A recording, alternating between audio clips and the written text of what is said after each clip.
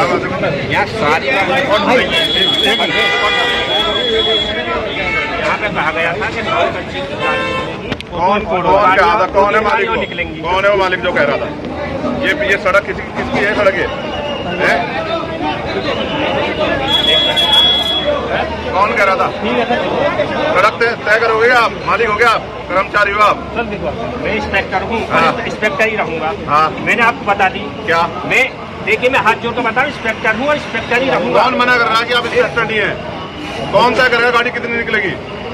क्या क्यों कर रहे हो? क्यों गाली क्यों दे रहे हो? हमारे अधिकारियों का आदेश है। आपके अधिकारी मालिक नहीं है। हाथ जोड़ रहा हूँ, गाली देने लोकतंत्र है की ये। आवश्यकता ही नहीं है। हाँ, लोकतंत्र है ये। गाली देकर दिखाओ आप। मुझे आवश्यकता ही नहीं है। ये कह रहे हैं मुकदमे लिख रहे हैं, मुकदमे लिख दो हमारे पास। अगर गाली मुझे क्यों आना पड़ता? धर्मवीर सिंह, मुझे क्यों आना पड़ता वहाँ से? सर ऐसी बात नहीं है। फिर आपको तो ये आप मुझे बताओ, मैं क्यों आया वहाँ से? क्योंकि आप गाली दे रहे हो। गाली बिल्कुल नहीं देते हम लोग बिल्कुल कोई बात है, कानून का पालन करते हैं। यहाँ सारी बातें रिकॉर्ड हो रही है, बिल्कुल रिकॉर्ड है। कोतवाली में मैं कोतवाली में भैया, रोज मामले होते हैं। सही बात है। कल को आपको मेरी जरूरत पड़ जाए नहीं, बिल्कुल पड़ेगी।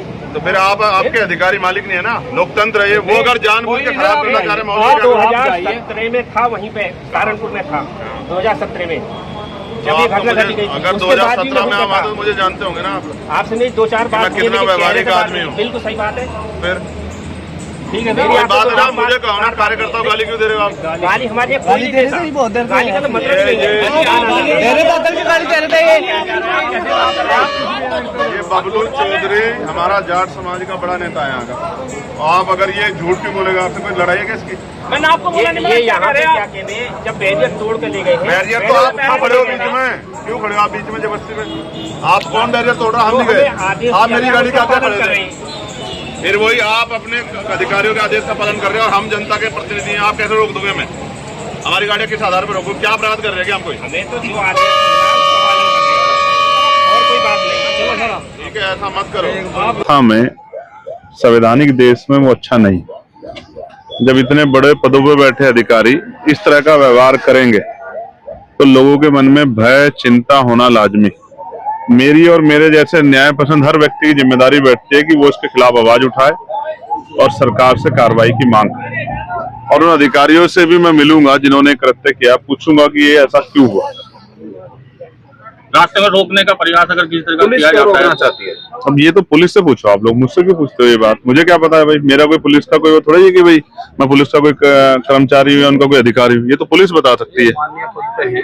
आप फिर क्यों रोकना चाहती है? ये इसका जवाब तो पुलिस को देना चाहिए। ऐसा क्या है कि पुलिस जिसको रोक के छिपाना चाहती है? एसएसपी मेरठ पर कार्रवाई की बात भी कह रहे हैं किसान नेता राकेश टिकैत भी, क्या कहेंगे? देखिए, उनका व्यवहार जो है ना वो गरिमाई नहीं है।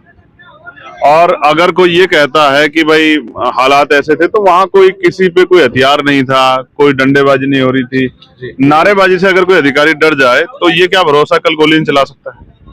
इतना इस तरह की कमजोर व्यवहार का अधिकारी तो मैं समझता हूँ कि व्यवस्था में अच्छा नहीं। उनके ऊपर कार्रवाई भी होनी चाहिए जिससे कि और लोगों को सबक मिले किस तरह का व्यवहार नहीं करना है। जिस युवक को कैदी वाली गाड़ी में बिठाया गया तो शायद उसकी वहाँ मारपीट की गई, इसके बाद उसने आत्महत्या करने का भी उसी बयान में प्रयास किया। नहीं, आत्महत्या विकल्प नहीं है। लड़ना चाहिए, संघर्ष करना चाहिए। कोर्ट खुले हुए हैं, इनसे बड़े अधिकारी हैं, लेकिन आत्महत्या अच्छा कदम नहीं। मैं आत्महत्या का पक्षधर नहीं, मैं आत्महत्या का विरोधी हूँ। एक बार जीवन मिला है, आपको संघर्ष करना चाहिए। आपके खिलाफ अन्याय होकर लड़ना चाहिए। अगर आप ही मर जाओगे तो कौन लड़ेगा? जितने भी साथी वहां जिनके साथ अन्याय हुआ, मुझे उनकी पीड़ा है, जिनको जेल भेजा गया है, क्योंकि मैंने महसूस किया कि अधिकारियों की गलती रही है। अगर अधिकारी समय पे जो है परिवार को सुन लेते शायद इस तरह की स्थिति नहीं बनती। और ऐसा नहीं कि पहले सड़कें नहीं पे आंदोलन नहीं हुआ, ऐसा कुछ नहीं है। ये हमेशा होता है। मेरठ आप जा रहे हैं, अधिकारियों से मिलेंगे? बिल्कुल मिलूंगा, अधिकारियों से मिलूंगा। मैं एक संवैधानिक पद पर जिम्मेदारी से जो है परिवार से मिलूंगा, उनकी पीड़ा सुनूंगा, अधिकारियों से रखूंगा भी। और किससे रखूंगा? उनसे बड़े अधिकारियों से बात करूंगा। और अगर नहीं रास्ता निकला तो फिर उसके बाद जो है आगे कल की रैली के बाद जो भी संघर्ष होगा उसको करेंगे। एमपी साहब, अगर रास्ते में कहीं भी रोका गया मेरठ जाते हुए, क्यों रोका जाएगा? सवाल ये है ना, हम कोई अपराध करने जा रहे हैं? मैं आपके सामने बात कह रहा हूं, कोई नहीं कह पाएगा। मैं चाहता हूं कोई निर्दोष जेल ना जाए।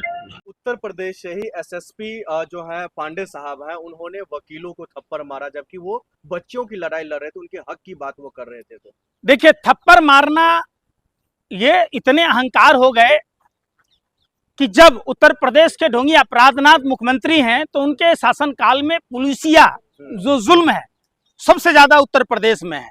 उसी उत्तर प्रदेश में आपने देखा होगा कि ट्रक चालक से 20,000 रुपया चोरी करते पुलिस वाले पकड़े गए थे।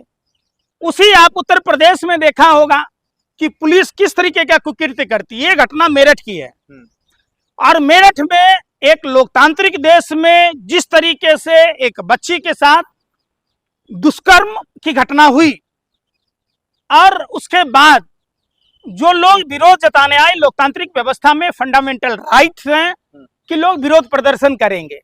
सबसे भयावह स्थिति तो उस समय देखने को मिला जब पुलिस वैन में डिटेन कर रखा गया था, तब वहां लात जूतों की बरसात की गई।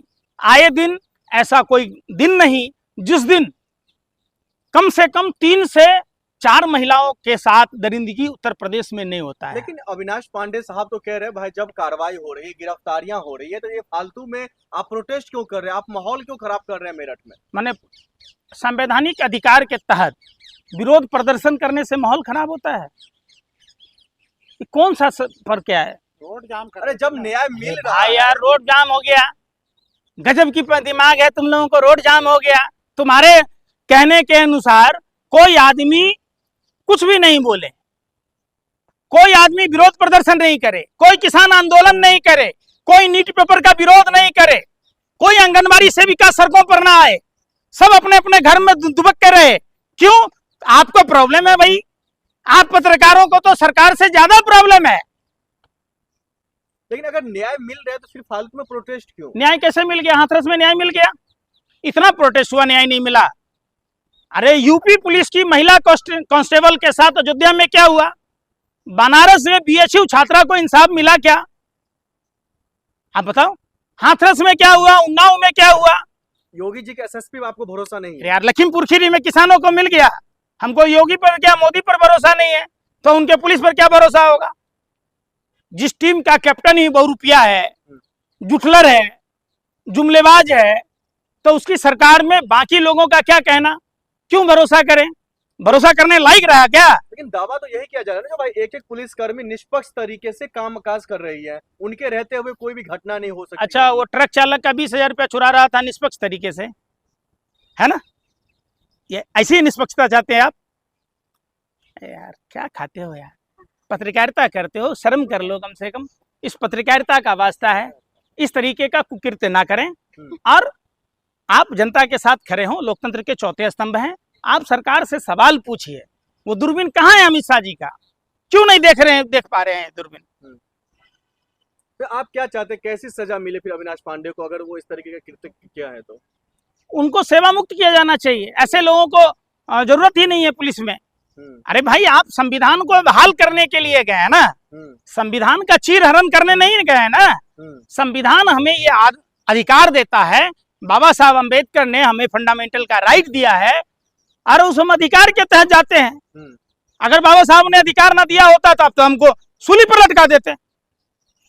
लोग मेरठ जा रहे हैं लेकिन नहीं जाने दिया जा रहा। चंद्रशेखर जी भी गए, नहीं जाने। सरकार कभी भी कहीं भी किसी को, यूपी के अंदर किसी भी पार्टी के नेताओं को, सांसद को, सामाजिक कार्यकर्ताओं को नहीं जाने देती है।